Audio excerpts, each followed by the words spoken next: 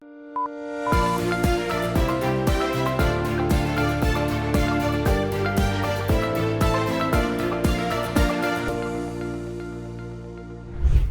அட்வொகாட்டா நேயர்களை மற்றும் ஒரு அட்வொகாட்டா நிகழ்ச்சியின் மூலமாக சந்தித்திருக்கின்றோம். இன்று முழு உலகமே உற்று நோக்கி கொண்டிருக்கிற ஒரு பிரச்சனை தான் இஸ்ரேல் ஈரான் மோதல் மற்றும் அமெரிக்காவின் தலையீடு. இது தொடர்பாக இன்றைய தினம் எங்களுடன் பேசுவதற்காக எங்களுடன் இணைந்திருக்கின்றார் வேல் தர்மா. அவர் கணக்கீட்டாளர், அதே நேரத்தில் ஒரு பூகோள ஆய்வாளர். வணக்கம் ஐயா. வணக்கம். எனக்கு முதலில் நான் உங்களுக்கு ஒரு நன்றி கூற வேண்டும். ஒரு குறுகிய நேரத்திலே ஒரு வேண்டுகோளின்படி எங்களோடு இங்கிலாந்திலிருந்து இணைந்து கொண்டமைக்காக. உண்மையில் இது தொடர்பாக பேசும் பொழுது உண்மையிலே இன்று ஒரு முக்கிய ஒரு பேசு பொருளாக இஸ்ரேல் ஈரான் போர் ஒரு நடைபெற்று கொண்டிருக்கின்றது. அது தொடர்பாக பல கருத்தாடல்கள், அதே நேரத்திலே சர்வதேச மட்டத்திலும் பல நாடுகளும் இப்பொழுது ஒரு இதை சமாதானத்துக்கு கொண்டு வருவதற்காக ஒரு பேச்சுவார்த்தைகள் நடந்து கொண்டிருப்பதாக அறிய கிடைக்கிறது. அதே நேரத்தில் சமூக ஊடகங்களிலும் செய்திகளிலும் இது தொடர்பாக செய்திகள் காணாத நாளே இல்லை என்று கூறலாம். உண்மையில் ஒரு அறிமுகத்துக்காக உண்மையில் இப்பொழுது இந்த ஈரானுக்கும் இஸ்ரேலுக்கும் இடையிலான இந்த பிரச்சனை எப்படியாக இருக்கிறது, இப்பொழுது தற்போதைய சூழ்நிலை எப்படி காணப்படுகிறது, ஒரு அறிமுகத்தை எங்களுக்கு தர முடியுமா? நாங்கள் உரையாடி கொண்டிருப்பதற்கு ஒரு 40 நிமிடங்களுக்கு முன்னரும் ஈரானிலிருந்து ஏவுகணைகள் 10க்கும் மேற்பட்ட ஏவுகணைகள் இஸ்ரேலை நோக்கி வீசப்பட்டிருந்தன. இப்ப இந்த மோதல் இஸ்ரேலுக்கும் ஈரானுக்கும் இடையிலான மோதல் தொடர்ந்து கொண்டுதான் இருக்கின்றது. ஆனால் இது ஒரு நீண்ட காலம் தொடரக்கூடிய ஒரு ஒரு முழுமையான போராக மாறுவதற்கான வாய்ப்புகள் இல்லை.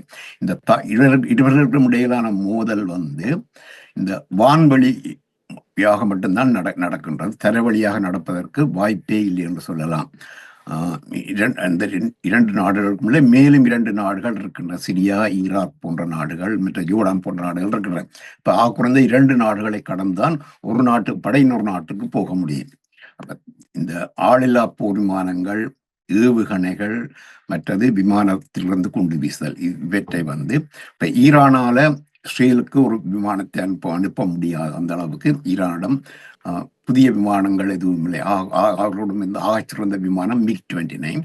இஸ்ரேலை பொறுத்தவரை எல்லாம் சிறந்த விமானங்கள் இருந்தாலும் இந்த ஈரான் வரை பறக்கக்கூடிய 1000 கிலோமீட்டருக்கு அதிகமான தூரம் பறக்கக்கூடிய விமானங்கள் இஸ்ரேலிடம் இல்லை. அவருடைய சிறந்த விமானமான F-35 ஒரு 600 கிலோமீட்டர் தான் பறக்க முடியும். இப்ப அவற்றுக்கு இடையிலே வைத்து எரிபொருள் நிரப்பித்தான் அந்த விமானம் தொடர்ந்து பறந்து சென்று ஈரானுடைய எல்லை வரைக்கும் சென்று அங்கிருந்து தாக்குதல் செய்ய முடியும். அதுதான் இன்று வரை நடந்து கொண்டிருக்கிறது. அப்ப இந்த ஏவுகணைகள் முடியும் வரைக்கும் தான் இந்த போர் தொடரும் என்று சொல்லலாம். ஆனால் அவர்கள் தங்களிடம் உள்ள முழு கையிருப்பையும் உடனடியாக முடித்து விட மாட்டார்கள். இந்த போர் தொடர்ச்சியாக அவர்களுக்கு தேவை. உலகளாவிய ரீதியில அந்த நவீன ஏவுகணைகளை உருவாக்குவதற்கான கம்ப்யூட்டர் சிப்ஸுக்கான தட்டுப்பாடு இருக்கின்றது. அப்ப அந்த வகையில இந்த போரை தொடர்ந்து நடத்த முடியாது. ஆனால் இஸ்ரேலுக்கும் ஈரானுக்கும் இடையிலான போரின் பின்னணியை பார்த்தோம் என்று சொன்னால் அவர்களுக்கு இடையில எந்த வித பிரச்சனையும் இல்லை. முழு பிரச்சனையும் பலஸ்தீனிய மக்களுக்கு எதிரான இஸ்ரேலின் அட்டூழியத்தை அடிப்படையாக கொண்டு வந்ததுதான். அதனால்தான் பிரச்சனை. மற்ற எல்லா அரபு நாடுகளும் பலஸ்தீனியர்களை கைவிட்ட நிலையில என்றுதான் முன்பு ஒரு 1967ஆம் ஆண்டு எல்லா அரபு நாடுகளும் இணைந்து 3 சத்தியங்கள் செய்திருந்தன. இஸ்ரேலுடன் உறவு வைப்பதில்லை, இஸ்ரேலை அங்கீகரிப்பதில்லை, இஸ்ரேலுடன் அமைதியாக போவதில்லை. இந்த 3 உறுதிமொழிகளையும் எல்லா அரபு நாடுகளும் மீறிவிட்டன என்றுதான் சொல்ல வேண்டும். சவுதி அரேபியா ஒரு அரசுறவியல் தொடர்பை, டிப்ளமேட்டிக் ரிலேஷன்ஸ் இஸ்ரேலுடன் இல்லாவிருந்தாலும் ரகசியமாக பல நட்புறவுகளை பேணிக் கொண்டுதான் இருக்கின்றன. பலஸ்தீனியர்களை பாதுகாப்பதற்கு எந்த ஒரு நடவடிக்கையும் எடுக்கவில்லை. இந்த ஈரான் மட்டும்தான் அதை எடுத்துக்கொண்டிருக்கின்றது. அப்ப இது பின்னணி பலஸ்தீனிய பிரச்சனை. தற்போது நடந்து கொண்டிருப்பது ஈரான் ஒரு அணுகுண்டை உற்பத்தி செய்யக்கூடாது என்பது ஒன்று. மற்றது ஈரான் உள்ள தற்போதைய இஸ்லாமிய மார்க்கத்தின் அடிப்படையிலான ஆட்சி முறைமையை அல்லது அதன் ஆட்சியாளர்களை இல்லாமல் செய்யும். இந்த 2 நோக்கத்துக்காகத்தான் இந்த போர் நடந்து கொண்டிருக்கின்றது. அப்ப 2 முழுமையாக வெற்றி பெறுமா என்பதை நாங்கள் தொடர்ந்து பார்ப்போம். இப்பொழுது இந்த ஈரானுடனான இந்த போர் நடைபெறுவதற்கு என்ன காரணம்? உண்மையிலேயே வந்து இஸ்ரேலுக்கும் ஈரானுக்கும் இடையில் எந்த விதமான பிரச்சனையும் இருக்கவில்லை. ஆனால் இவர்கள் உண்மையில் அதாவது இந்த போர் நடந்து கொண்டிருந்தது இஸ்ரேலுக்கும் பலஸ்தீனியர்களுக்கும் மத்தியில். அப்படி இருக்கும் பொழுது இது எப்படி ஈரானுக்கு தொடர்பு படுத்தப்பட்டது? ஈரான் தன்னுடைய மார்க்கத்தை சேர்ந்த மக்கள் உலகத்தின் இன்னொரு பகுதியில பாதிக்கப்படுகின்றவர்களுக்காக அவருக்கு செய்ய போன உதவிதான் முதலாவது. மற்றது 1979ஆம் ஆண்டு ஈரானிய புரட்சிக்கு பின்னர் அமெரிக்காவுக்கும் ஈரானுக்கும் இடையில மிக கடுமையான முறைகளில் அன்றிலிருந்து இன்று வரை இருந்து கொண்டே இருக்கின்றது. அந்த பகமை வளர்ந்து கொண்டே இருக்கின்றது. ஈரான் தன்னை தக்க வைப்பதற்காக அந்த பிராந்தியத்தில் உள்ள மற்ற நாடுகளுடைய உதவி கிடைக்காத நிலையில் அமெரிக்காவுக்கு எதிராக அவர்கள் கிளர்ந்து எழ முடியாத நிலையில் பல்வேறு நாடுகள்ல வெவ்வேறு அமைப்புகளை 14க்கு மேற்பட்ட படைக்குழுக்களை வைத்திருக்கின்றது. அவர்களை சொல்வார்கள் எக்ஸிஸ் ஆஃப் ப்ராக்ஸிஸ் என்று, நிகராளிகளின் கூட்டு. அந்த உதாரணத்துக்கு ஹமாஸ் அமைப்பு, ஹிஸ்புல்லா அமைப்பு, அன்சாருல்லா அமைப்பு வட ஜெர்மனிலிருந்து செயல்படும் இந்த அமைப்புகள் தான் இதுவரை காலமும் ஈரானுடைய படைக்கலங்கள் போல இருந்தன. அதாவது ஈரான் மீது ஏதாவது தாக்குதல் செய்தால், அமெரிக்கா தாக்குதல் செய்தால் இந்த அமைப்புகள் மூலம் அமெரிக்க நிலைகள் மீது அவர்கள் தாக்குதல் செய்வார்கள் என்ற நிலை இருந்தது. தற்போது இந்த 1979ஆம் ஆண்டு அந்த புரட்சியின் மூலம் மதவாத ஆட்சி ஈரான்ல உருவான பின்பு அவர்கள் முதல் சொன்னவற்றில் 2 அமெரிக்கா ஒழிக, இஸ்ரேல் ஒழிக, death to America, death to Israel. அப்ப இதுதான் இன்று வரைக்குமான பிரச்சனையாக இருக்கின்றது. இந்த கொள்கையோட ஒரு ஆட்சி இருக்கக்கூடாது என்ற அடிப்படையில் தான் தற்போது பிரச்சனை போய்கொண்டிருக்கின்றது. நல்லது. இந்த பின்னணி தொடர்பாக ஒரு நல்ல விளக்கத்தை கூறினீர்கள் வேல் தர்மா அவர்களே. இப்பொழுது எங்களுடைய இந்த இலங்கை மற்றும் ஈரான், இஸ்ரேல் இடையிலான இந்த வர்த்தக தொடர்பாக கொஞ்சம் பார்ப்போம். இலங்கையை பொறுத்தவரையில் ஒரு இஸ்ரேலுடனும் ஒரு நல்ல உறவை பேணுகின்றது. அதே நேரத்தில் ஈரானுடனும் ஒரு நல்லுறவை பேணுகின்றது. வரலாற்று ரீதியாக பார்க்கும் பொழுது உண்மையில் ஈரான், இஸ்ரேல் மூலமாக இலங்கை பல நன்மைகளை பெற்றுக்கொண்டு வருகிறது. பொருளாதார ரீதியாக, வர்த்தக ரீதியாக. இதை பார்க்கும் பொழுது எப்படிப்பட்ட வர்த்தக உறவுகளை அந்த நாடுகளோடு இலங்கை கொண்டிருக்கின்றது? எதிர்காலத்தில் அது பாதிப்படையக்கூடிய ஏதாவது சந்தர்ப்பங்கள் இருக்கின்றதா? இலங்கையினுடைய ஏற்றுமதி என்று பார்க்கின்ற போது மேற்கு நாடுகளுக்கு தான் அதிகமான ஏற்றுமதி. இஸ்ரேலுக்கு கூட கணிசமான ஏற்றுமதியை செய்கின்றது. சீனாவுக்கு செய்கின்ற ஏற்றுமதியிலும் பார்க்க இஸ்ரேலுக்கு இலங்கை செய்கின்ற ஏற்றுமதி அதிகம். மற்றது ஈரானுக்கும் அப்படித்தான். ஈரானுடன் நீண்ட கால தொடர்பு இருக்கின்றது. கூட்டுச்சேரா நாடுகள் அமைப்பிலிருந்து பல பிராந்திய ஒத்துழைப்புகள், மற்ற இருதரப்பு ஒத்துழைப்புகள், இலங்கைக்கு ஈரான் செய்த பல பொருளாதார உதவிகள் ஆகியவை இருக்கின்றன. இந்த நிலையில இந்த இந்த இரண்டு நாடுகளுக்கு இடையிலான மோதல் அல்லது போர் இப்ப இலங்கையினுடைய ஏற்றுமதியை பாதிக்கக்கூடிய அளவில் தற்போது இல்லை. இந்த பிரச்சனை மாறி ஒரு பிராந்திய போராக, பல நாடுகளையும் பாதிக்கக்கூடிய ஒரு போராக, குறிப்பாக அந்த ஹோமஸ் நீரிணையை மூடினால் அங்கு அமெரிக்காவுக்கும் ஈரானுக்கும் இடையில போர் நடந்தால், மற்ற நாடுகள் இணைந்தால் அங்க ஒரு பிராந்திய குழப்பம் ஏற்படும். இந்த பிராந்திய குழப்பம் ஏற்பட்டால்தான் இலங்கைக்கு, அதாவது இலங்கையுடைய ஏற்றுமதி பாதிக்கப்படும். இலங்கையிலிருந்து இந்த நாடுகள், அந்த பிரதேசத்தில் உள்ள நாடுகள்ல சென்று பணிபுரிபவர்கள் வேலை இழந்து மீண்டும் நாட்டுக்கு பெற வேண்டி வரும். மற்றது எரிபொருள் விலை அதிகரிக்கும். மற்றது இந்த நாடுகளுக்கு இடையிலான பிரச்சனை ஒரு பொருளாதார உறுதிப்பாட்டை குலைக்கின்ற போது தங்கத்தின் விலை ஏறும், இலங்கை நாணயத்துடைய பெறுமதி குறையும்.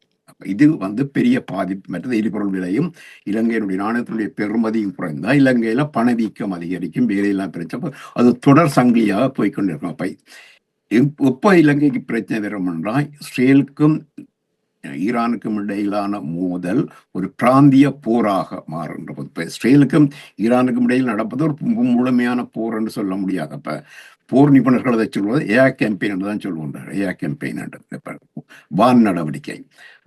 அது ஒரு போராக மாறி அப்புறம் அது ஒரு பிராந்திய போராக மாறி அதற்குள் வல்லரசுகளுடைய தலையீடு போன்றவை வந்தால்தான் இப்படி ஒரு பிரச்சனை பெறும். நீங்க இலங்கைக்கு இந்த பாதிப்பு.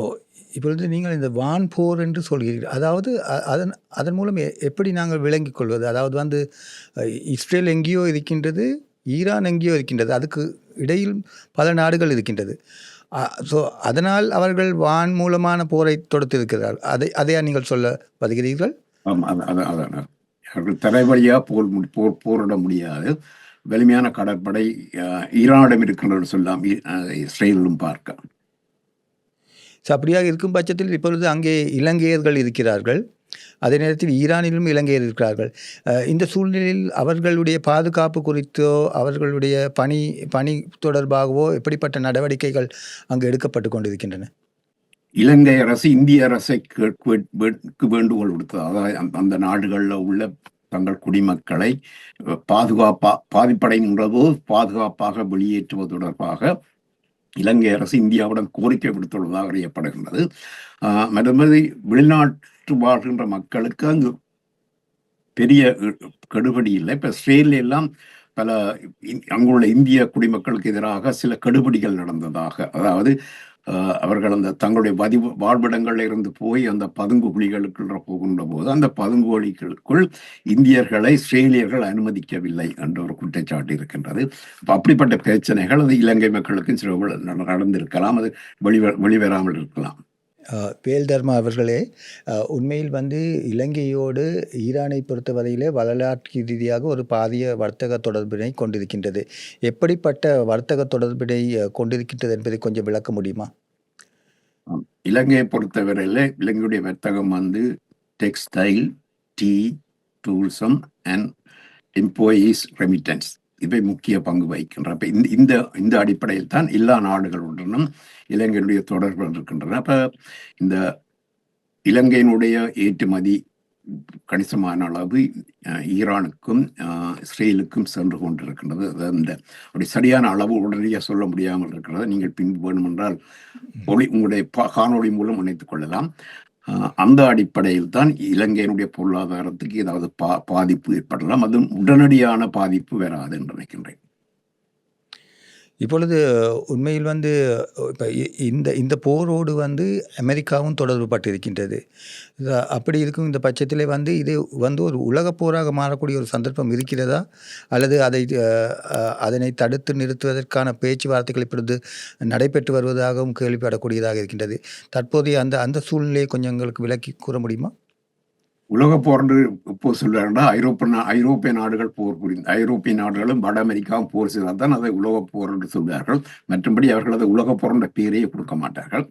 இப்ப இந்த முருகல்ல இஸ்ரேல் ஈரான் முருகல்ல அமெரிக்கா தலையிட்டுள்ளது, நேரடியாக தலையிட்டுள்ளது, மறைமுகமாக நீண்ட காலமாக தலையிடுறது.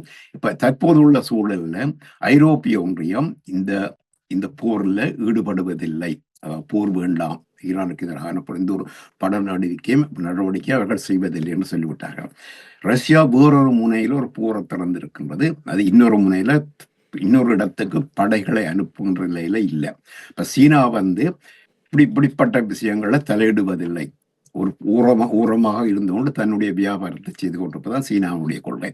இப்ப அந்த அளவில் பார்க்கின்ற போது மற்ற அந்த பிராந்தியத்துள்ள மற்ற அரபு அந்த பிராந்தியத்தை சொல்வார்கள் மீனா பிராந்தியம் உண்டு.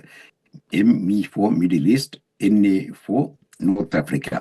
அந்த பிராந்தியம் தான் மீனா பிராந்தியம் தான் இந்த சர்ச்சைக்குரிய பிராந்தியமும். அதான் அந்த மத மோதல்கள், மற்றது அந்த எரிபொருள் இருப்பு, அந்த நாடுகள் கூட அமைதியைத்தான் விரும்புகின்றன. இந்த குறிப்பிட்ட அந்த மீனா பிரதேசத்தில் உள்ள நாடுகள்லாம் அமைதியைத்தான் விரும்புகின்ற, ஒரு போரே அவர்கள் விரும்பவில்லை.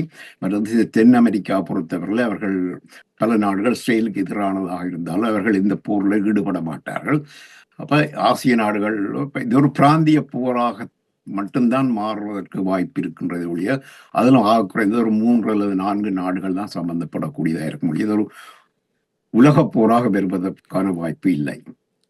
உண்மையில் வந்து இப்ப இஸ்ரேலுக்கும் ஈரானுக்கும் போர் நடைபெற்று கொண்டு இருக்கும் பொழுது அது ஒரு ஒரு ஒரு பேசுபொருளாக இருந்த போதிலும் அது உலக பொருளாதாரத்துடன் தொடர்புபட்டதாக எவரும் பேசவில்லை. ஆனால் இப்போதைய நிலையிலே வந்து அமெரிக்காவின் தலையீட்டு உடன் இது ஒரு பொருளாதார ஒரு பேசு பொருளாக மாறி இருக்கின்றது. அதற்கான காரணம் என்ன? ஏன் உலக பொருளாதாரத்தில் ஒரு தளம்பல் நிலை ஏற்படக்கூடிய ஒரு சாத்தியம் இருக்கின்றதா? அல்லது இந்த ஈரான், அமெரிக்கா போன்ற நாடுகளில் பொருளாதார வளம் உலக நாடுகளுடன் பார்க்கும் பொழுது எந்த அளவுக்கு ஒரு ஒரு சக்திமிக்க நாடுகளாக இருக்கின்றன? இந்த இந்த போர் ஜூன் 13 இந்த போர் ஆரம்பித்ததிலிருந்து எரிபொருள் விலை அதிகரித்துக் கொண்டே போகின்றது. அதிலும் இந்த 23 திங்கட்கிழமை எரிபொருள் விலை ஆரம்பத்தில் அந்த நாள் ஆரம்பத்தில் அதிகரித்து பின்பு குறைந்து நோமல் வளமையான நிலைமைக்கு வந்துவிட்டது. இந்த போர் தொடர்ந்து நடந்தால், அதாவது ஹோமஸ் நீரிணை மூடப்பட்டு அங்கு ஒரு போர் நடந்தால் எரிபொருள் விலை வந்து $130 மட்டும் ஒரு மாச எண்ணெய் ஒரு பீப்பா வந்து 130 வரைக்கும் போகலாம் என்று ஒரு நிறுவனம் சொல்கின்றது. மற்றது கோல்ட்மேன் சாட்ச் என்ற இன்னொரு நிறுவனம் இன்னொரு இன்வெஸ்ட்மெண்ட் பேங்க் சொல்லுகிறது 100 அல்லது 110 விழுக்காடு வரை போகலாம் என்று. இப்ப இந்த நிலையில இந்த பொருளாதாரம் என்று பார்க்கின்ற போது ஹோமஸ் நீரிணை மூடப்பட்ட பிறகு ஏற்படுகின்ற மோதலால அப்ப 100க்கு மேலே போவோம் என்று சொல்லுவோம். இப்ப 100க்கு மேலே போவது என்று சொன்னால் அது கிட்டத்தட்ட 30 முதல் 40 விழுக்காடு அதிகரிப்பு. அப்ப அது இலங்கையில எந்த அளவு பாதிப்பை ஏற்படுத்தும் என்பதை உங்களுடைய அமைப்பினருக்கும் உங்களுடைய வாசகர்கள் நேயர்களாலும் உணர்ந்து கொள்ள முடியும்.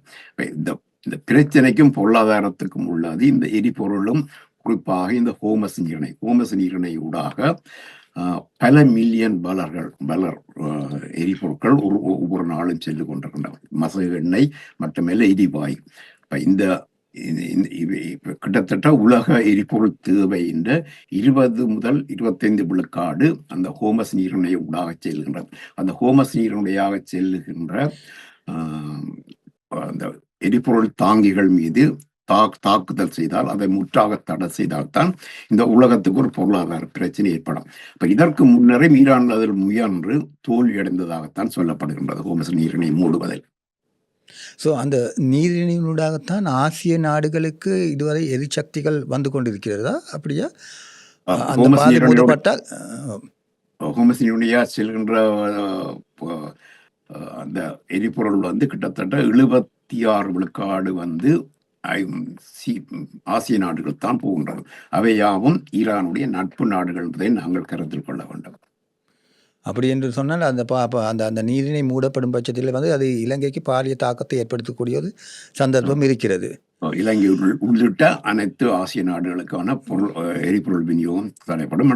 அதுல வந்து இந்த இதுக்கு மாற்று வழி இல்லை. சில நாடுகள்ல இருந்து அந்த ஹோமஸ் நீரிணை ஒட்டியுள்ள நாடுகள் கட்டார்கள்னா முழுக்க அவர்கள் வந்து இந்த நீர்நிலையத்தான் நம்பி இருக்கின்றார்கள். வேறு வழி அவர்களுக்கு இல்லை. இப்ப வேறு வழியோடு சொன்னா அவர்கள் சவுதியை கொடுத்து சவுதியிலேருந்து பிறகு செங்கடல் ஊடாகத்தான் கடலுக்கு கொண்டு போக வேண்டும்.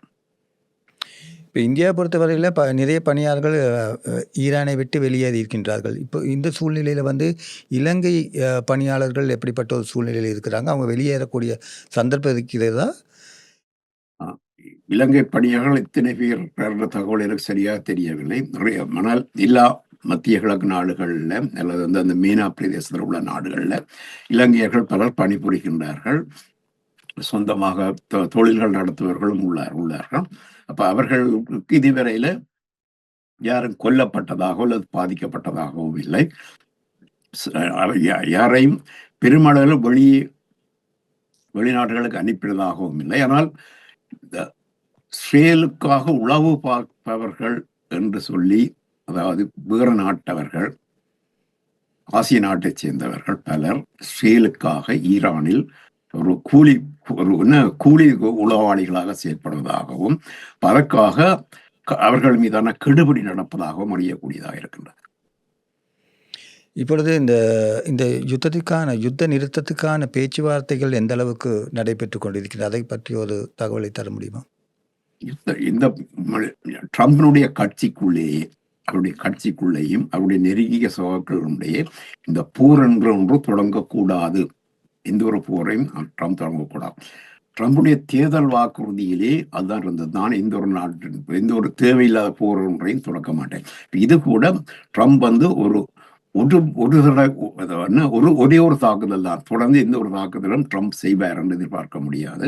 அப்ப இந்த அமெரிக்கா இதை ஒரு போராக மாற்றவும் விரும்பவில்லை, அது தொடர்ந்து போர் செய்ய விரும்பவில்லை என்று தெரிகின்றது.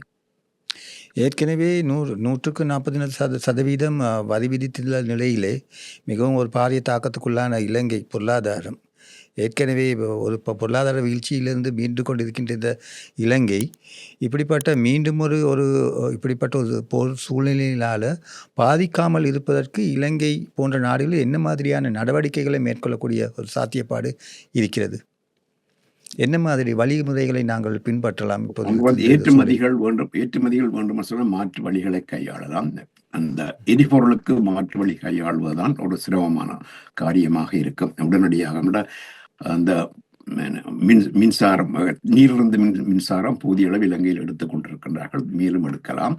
காற்றில் இருந்த மின்சாரம், மற்ற சூரிய ஒளி, அப்படிப்பட்டவற்றில் இருந்து தங்களுடைய எரிபொருள் தேவையை அங்கிருந்து பெறுவதன் மூலம் இந்த இறக்குமதி செய்யப்படுகின்ற எரிபொருட்கள் மீதான தங்கியிருத்தலை குறைக்கலாம். மற்றது மின்சார கார்களை பாவிப்பது போன்றவை கூட சூழலுக்கும் நல்லதாக இருக்கும், பொருளாதாரத்துக்கும் உகந்ததாக இருப்ப எரிபொருளுக்கான மாற்று வழிகளைத்தான் இலங்கை தேட வேண்டும். ஏற்றுமதியை பொறுத்தவரையில அது ஒரு குறுகிய கால பிரச்சனையாக, இது ஒரு நீண்ட கால போராக மாறுவதற்கான வாய்ப்பு இல்லை என்றபடியால் ஒரு குறுகிய கால பிரச்சனையாகத்தான் இருக்கும் இலங்கைக்கு. எப்படிப்பட்ட ஒரு நீங்கள் எப்படி கூறுகிறீர்கள்? இது ஒரு குறுகிய காலத்தில் நிறைவு பெறக்கூடிய ஒரு சாத்தியம் இருக்கின்றது. இன்று வரை அது தொடர்பான எந்த விதமான ஒரு நிலைப்பாட்டையும் எந்த நாடுகளிலிருந்து வெளிப்படுத்துவதாக தெரியவில்லை. 22ஆம் தேதி தாக்குதல் முடிந்தவுடன் ஸ்ரீலன் சொல்லிவிட்டதை நாங்கள் இனி அமைதியாக போக விரும்புகின்றோம், அமெரிக்காவும் நாங்கள் இனி அமைதியாக போக விரும்புகின்றோம் என்றுதான் சொல்லுகின்றது. மட்டுமில்லை, ஆனால் இந்த ட்ரம்பின் வாய்க்குகளால் வருவது அது ஸ்பான்டேனியஸாக மாறுறது. அது எந்த நேரமும் மாறக்கூடியதாக இருக்கும். இப்போ கடைசியாக அவர் விட்டது என்னன்னு சொன்னால், அந்த ஈரானில் ஒரு ஆட்சி மாற்றம் செய்ய வேண்டும் என்று, அதற்கான வாய்ப்புகள் மிகவும் குறைய வேண்டும் நினைக்கின்றேன். அப்ப இந்த போர் தொடர்ந்து நடத்த அமெரிக்காவும் விரும்பவில்லை, அமெரிக்க மக்களும் விரும்பவில்லை. அமெரிக்கா உள்ள அந்த பொருளாதார முதலாளிகள் அவர்கள் தான் முக்கியமான முடிவுகளை எடுப்பதற்கு காரணமாக இருக்கின்றார். அவர்கள் கூட விரும்பவில்லை. ஆல்மோஸ்ட் நாங்கள் இந்த பொருளாதார ரீதியாக பாதிக்கப்படக்கூடிய விஷயங்களை நாங்கள் பார்த்தோம். இது தவிர ஏதாவது மறக்கப்பட்ட ஏதாவது விஷயங்கள் நீங்கள் உங்களோட சார்பாக சொல்லக்கூடிய ஏதாவது விஷயங்கள் இருக்குதா? அதுல இந்த மோதல்ல இறுதி இலக்கை அவர்கள் எய்து விட்டார்களா என்பது ஒரு கேள்விக்குறியா இருக்கின்றது. இப்ப இந்த மோதல்ல அந்த ஈரானுடைய அணு உலைகளை அழிப்பதற்காக அவர்கள் அங்கு குண்டுகளை வீசினார்கள். 7 B2 விமானத்தில இருந்து 14 GPU-57 என்ற அந்த பங்கபஸ்டர் மிகவும் ஆழமாக துளைத்து சென்று அழிக்கக்கூடிய குண்டுகளை வீசினார்கள். மற்றது மட்டுமல்ல, நீர்மூழ்கி கப்பல்களில் இருந்தும் டொமாஹாக் ஏவுகணைகள் வீசப்பட்டன. வேறு பல விமானங்கள் இருந்தும் குண்டுகள் வீசப்பட்டன.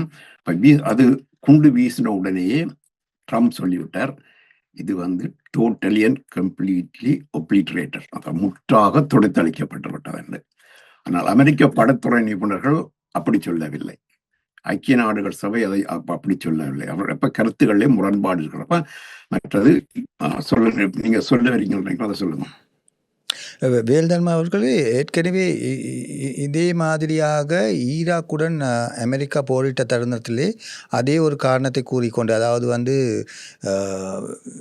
ஈராக்கிலே அணு ஆயுதங்கள் இருக்கின்றது என்று போரிட்டு அந்த நாட்டை போரை முடித்தார்கள். அதன் பின்னராக அந்த நாட்டிலே அணுகுண்டு எதுவும் கிடைக்கவில்லை. அது சார்பாக அமெரிக்கா மன்னிப்பை கோரியிருந்தது, அது தவறுதலாக நடந்துவிட்டது என்று. அப்படிப்பட்ட சூழ்நிலையே இப்போ ஈரான்லேயும் ஒரு அணு ஆயுதங்கள் இருக்கு என்று போரிட்டு கொண்டிருக்கிறார்கள். உண்மையிலே அங்கு அணு ஆயுதங்கள் இருக்கக்கூடிய சாத்தியங்கள் இருக்கின்றதா? இங்கு அணு ஆயுதங்கள் இல்லை, அணு ஆயுதங்களை உற்பத்தி செய்வதற்கான முயற்சிகள், அதை சொல்ற யுரேனிய பதப்படுத்தல், அந்த யுரேனிய பதப்படுத்தல் நடந்து கொண்டிருக்கின்றது உண்மை. அதுல அவர்கள் 90 விழுக்காடு பதப்படுத்தினால்தான் அணுகுண்டுகளை செய்ய முடியும். ஆனால் ஐக்கிய நாடுகள் சபையினுடைய அந்த அட்டமிக் எனர்ஜி ஏஜென்சியினுடைய கருத்தின்படி ஒரு 66 விழுக்காடு தான் அவர்கள் பதப்படுத்தி வைத்திருக்கின்றார்கள். இப்போ மிகுதி பதப்படுத்தல் செய்தால் தான் அணுகுண்டுகளை செய்ய முடியுது. ஆனால் இது ஐக்கிய நாடுகள் சபையுடைய அறிக்கை, இஸ்ரேலுடைய அறிக்கையும் அப்படித்தான் இருக்கின்றன ஆனால் எவ்வளவு விரைவில் ஈரானால் அணுகுண்டு செய்ய முடியும் என்ற கேள்வி வரும்போது ஈரான் சொல்வது, எங்களுக்கு நாங்கள் அணுகுண்டு செய்ய மாட்டோம், எங்களுடைய நோக்கம் அதுவல்ல என்று இஸ்ரேல் சொல்லுகின்ற இன்னும் ஒரு சில வாரங்களில் ஈரான் அணுகுண்டை உற்பத்தி செய்துவிடும் என்று. ஆனால் அமெரிக்கா சொல்வது அதுக்கு பல ஆண்டுகள் எடுக்கிறாங்க. இப்படிப்பட்ட நிலையில் தான் தாக்குதல் நடந்தது. ஆனால் முழுமையாக அளிக்கப்படவில்லை என்பது மட்டும் நிச்சயமாக சொல்ல முடியும். மற்றது அந்த ஏற்கனவே பதப்படுத்திய யுரேனியத்தை அவர்கள் வேறு இடத்துக்கு எடுத்து சென்று விட்டார்கள் என்பதற்கு செய்மதி மூலமான ஆதாரங்கள் இருக்கின்றன. அங்கிருந்து அந்த 22ஆம் தேதி குண்டு வீசினார்கள். ஆனால் அதற்கு 2 நாட்களுக்கு முன்பே அங்கிருந்து பல பார ஊர்திகள்ல, பெரிய ட்ரக்குகள்ல அந்த அணு பதப்படும் இடத்திலிருந்து பல பொருட்கள் ஏற்றி செல்லப்பட்டது உறுதி செய்யப்பட்டுள்ளது. அப்ப பதப்படுத்தப்பட்ட யுரேனியத்தை எடுத்து சென்று விட்டார்கள் என்று சொல்லப்படுகிறது. சில சொல்கின்றது அது சீனாவுக்கு அனுப்பப்பட்டு விட்டது என்று கூட சொல்கின்றார்கள். வேறு இடத்துல வைத்து அதை அழித்து விட்டார்கள். ஆனால் எந்த ஒரு யுரேனியமும் அழிக்கப்பட்டதா, பதப்படுத்தப்பட்ட யுரேனியம் அது அழிக்கப்படவில்லை என்றால் அந்த இடத்துல இருந்து அதுக்கு ஒரு கதிர்வீச்சும் இல்லை. அழிக்கப்பட்டிருந்தால் அந்த இடத்துல இருந்து ஏதாவது கதிர்வீச்சு இருக்கும். அங்கு கதிர்வீச்சு இல்லை என்பதை ஐக்கிய நாடுகள் சபையை சொல்லுகின்றது, சவுதி அரேபியாவும் சொல்றாங்க. அப்ப அணுகுண்டு தயாரிக்கக்கூடிய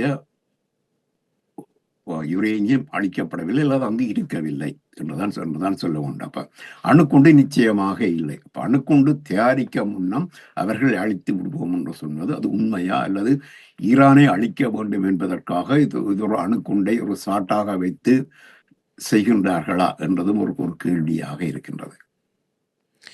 இனி வரும் காலங்களில் அடுத்த கட்ட விடயமாக எது இருக்கலாம்? அந்த சமாதான பேச்சுவார்த்தைகள் முன்னேறக்கூடிய சாத்தியப்பாடுகள் காணப்படுகின்றதா?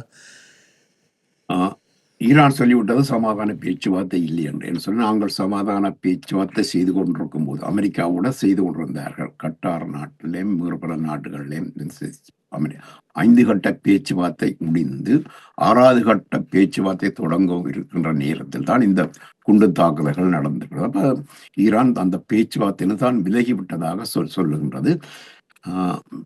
மற்றது அமெரிக்காவுடைய துணை குடியரசுத் தலைவர் வேன்ஸ் சொல்லுகின்றார், நாங்கள் ஒரு போர் செய்ய மாட்டோம் என்று. ஈரானுடைய ஒரு முக்கியமான அரசு அதிகாரி அல்லது அரசை சேர்ந்த ஒருவர் தன்னுடைய பெயரை குறிப்பிடாமல் ஒரு பிரித்தானிய ஊடகத்துக்கு சொல்லியிருக்கின்றார், ட்ரம்ப் என்ன வேண்டுமென்றாலும் மார்த்தட்டி கொண்டு போட்டு நாங்கள் அமெரிக்காவோட சண்டைக்கு போக தேவையில்லை என்று சொல்லியிருக்கிறார். இப்ப ஒரு மோதல் தொடர்ந்து நடக்காது. ஆனால் ஈரானிலே ஆட்சி மாற்றம்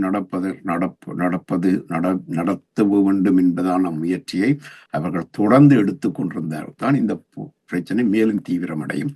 இப்ப ட்ரம்ப் ஃப்ளோட்டிங் அண்ட் ஐடியான்னு சொன்னார், ஒரு முன்மொழிவு மாதிரி வைத்திருக்கின்றார். அதை ஒரு கொள்கை திட்டமாக ஈரானில் ஆட்சி மாற்றம் அமைய வேண்டும் என்பதை ஒரு கொள்கை திட்டமாக இன்னும் முன்வைக்கவில்லை. அப்ப அவர் வளமை போல அடிக்கடி மாறக்கூடியவர் என்பது மட்டும் உண்மை. இப்ப இஸ்ரேலால தனித்து ஈரானிலே ஒரு ஆட்சி மாற்றத்தை ஏற்படுத்த முடியாது.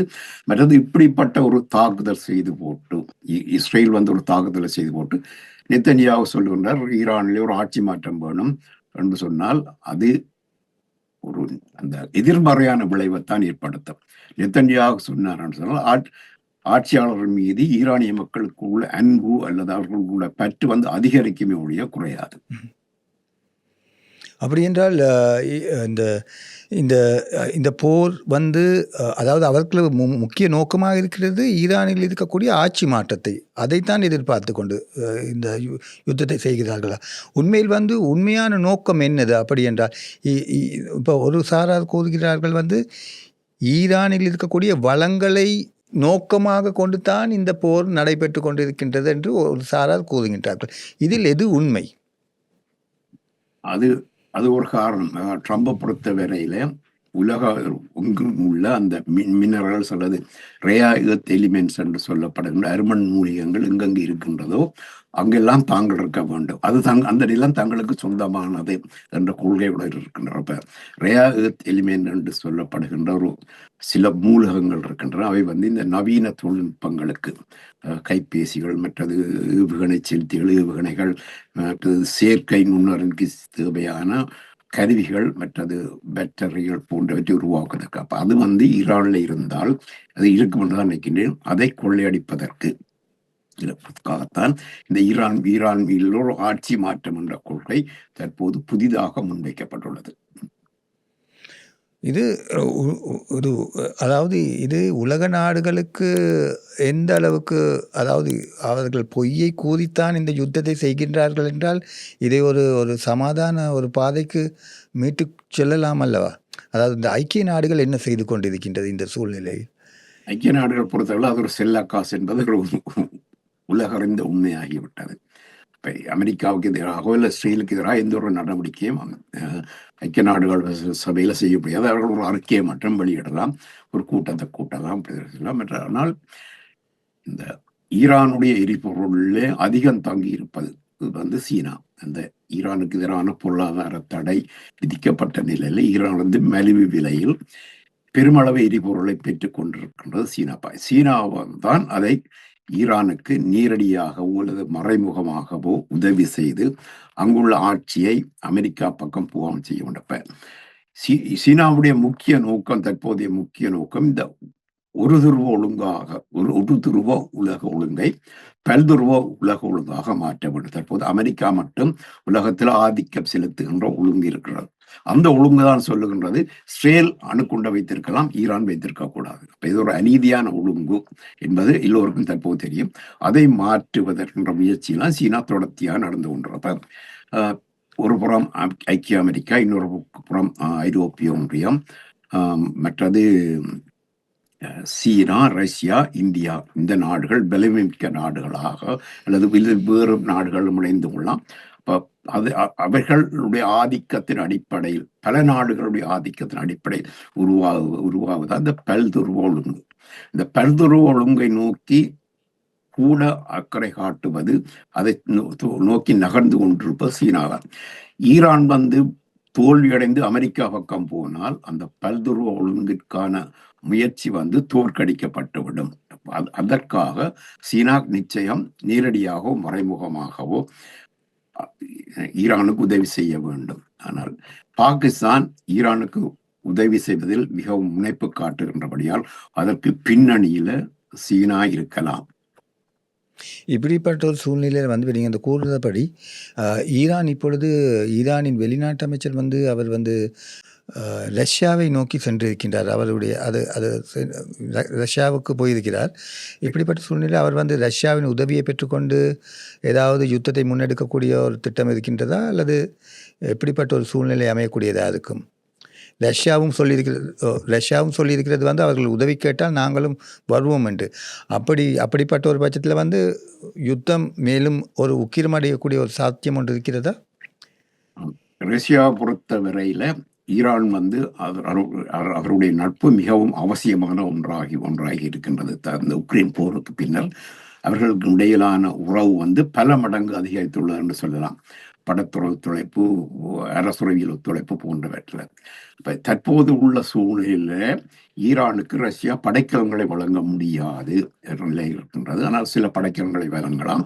அது மட்டுமல்ல, தொழில்நுட்பத்தை வழங்கலாம். ஈரானுக்கு அது மிகவும் அவசியம். தொழில்நுட்பம் இருந்தால் இலகுவாக அவர்கள் தங்களுடைய படைக்கலங்களை உற்பத்தி செய்யக்கூடிய திறன் ஈரானியிடம் உள்ளது. இன்னும் ஒன்று செய்யலாம். ரஷ்யா ஈரானில் ஒரு படைத்தளம் அமைத்து அங்கு அணுகுண்டை வைத்திருந்தால் எல்லாமே தலைகளாக மாறிவிடும். ஈரான்ல ரஷ்யா அணுகுண்டுடன் இருப்பது அந்த மேனா பிரதேசம் என்ற உள்ள படத்துறை சமநிலையே தலைகீழாக மாற்றும். அது செய்வதற்கான பேச்சுவார்த்தையாக இருந்தால் இது ஒரு காத்திரமான விளைவுகளை ஏற்படுத்தும். ஏதோ ஒரு வகையில ஆலோசனை பெறவும் உதவி பெறவும் தான் ஈரானுடைய உளவுத்துறை அமைச்சர் ரஷ்யா சென்றுள்ளார். இலங்கையை பொறுத்தவரையில் இலங்கைக்கு வந்து இஸ்ரேலும் முக்கியமான ஒரு நாடாக இருக்கின்றது. அதே நேரத்தில் வந்து ஈரானும் ஒரு முக்கியமான ஒரு நாடாக இருக்கின்றது. ஏனெனில் இலங்கை பொருளாதாரம் வந்து முற்றிலும் வந்து இந்த அனைத்து உலக நாடுகளிலும் தங்கியிருக்கின்றது என்று கூறினாலும் அது மிகையில் என்று நினைக்கின்றேன். இப்பொழுது உண்மையில் தொழில்நுட்பம் தொடர்பாக பார்க்கும்போது இஸ்ரேலிய நாடு வந்து தொழில்நுட்ப உதவிகளை வழங்கி வருகின்றது. அதே நேரத்தில் வந்து ஈரானை பொறுத்தவரையில் எரிபொருள் பெற்றுக்கொள்கின்ற ஒரு சூழ்நிலை காணப்படுகின்றது. அதே நேரத்தில் எங்களுடைய நாட்டில் உள்ளவர் பலர் அங்கு சென்று பணிபுரிந்து வருகின்றார்கள். அதே நேரத்தில் அமெரிக்காவை எடுத்துக்கொண்டு பார்க்கும் பொழுது வந்து உண்மையிலே வந்து எங்களை தைத்த உடைகளை நாங்கள் நிறைய ஏற்றுமதி செய்து கொண்டிருக்கின்றோம். இப்படிப்பட்ட பல தொடர்புகள் கொண்டிருக்கின்ற நிலையிலே இனி வரும் காலங்களில் இந்த யுத்தம் தொடர்ந்து நடைபெற இருக்குமா இல்லையா என்பது பற்றி எங்களுக்கு எதிர்ப்பு கூற முடியாது. இப்படிப்பட்ட சூழ்நிலையிலே நாங்கள் எப்படிப்பட்ட தயார் நிலையில் இருக்க வேண்டும், எப்படிப்பட்ட முன் ஏற்பாடுகளை செய்து கொள்ள வேண்டும் என்று நீங்கள் நினைக்கிறீர்கள்? ஏதாவது மாற்று வழியீடுகள் இருக்கின்றதா? மாற்று வழியில் சொன்னால் ஏற்கனவே சொன்னது போல ஒன்று எரிபொருளுக்கான மாற்று வழிகளை அவர்கள் கண்டறிய வேண்டும், அதை நடைமுறைப்படுத்த வேண்டும். மற்றது பொருளாதாரத்தை பொறுத்த வரையில இலங்கையுடைய பொருளாதாரம் தற்போதுள்ள பிரச்சனை வெளிநாட்டு செலவாணி கையிருப்பு வந்து குறைந்த நிலையில் இருக்கின்றது. அது அதிகமாக இருந்தால்தான் இந்த மாற்று வழிகளை கையாள்வதற்கு தேவையான உபகரணங்களை போன்றவற்றை செய்யலாம். மற்றது இந்த இலங்கை செய்ய வேண்டிய நடவடிக்கை வெளிநாட்டு செலவாணி கையிருப்பை அதிகரிப்பது. அது அதிகமாக இருந்தால் பொறுத்த நேரத்தில் இலங்கையினுடைய நாணயத்துடைய பெறுமதியை கூட விழாமல் இலங்கையுடைய நடுவண் வங்கியால் காப்பாற்ற முடியும் ஓப்பன் மார்க்கெட் ஆபரேஷன் மூலம். இவ்வளவு உண்மையிலேயே வந்து அந்த யுத்தம் ஆரம்பித்த உடனே யாழ்ப்பாணத்தில் நாங்கள் காணக்கூடிய இந்த ஒரு விஷயந்தான் வந்து உடனே எல்லோரும் பெட்ரோல் ஷெட்டுக்கு ஓடி போயிட்டு முடிந்த அளவு பெட்ரோல் அடித்து கொண்டு அதை சேமித்து வைப்பதற்கு ஒரு பெட்ரோல் தட்டுப்பாடு வந்ததை கூட நாங்கள் காணக்கூடியதாக இருந்தது. அந்த அளவுக்கு பயப்படக்கூடிய ஒரு வாய்ப்பு இருக்கிறதா உண்மையிலேயே? இது வந்து அது வந்து ஒரு பலராலும் நகைச்சுவையாகத்தான் பார்க்கப்பட்டது. இது நான் சிறு பிள்ளையாக இருக்கும்போது செய்திருக்கின்றேன்.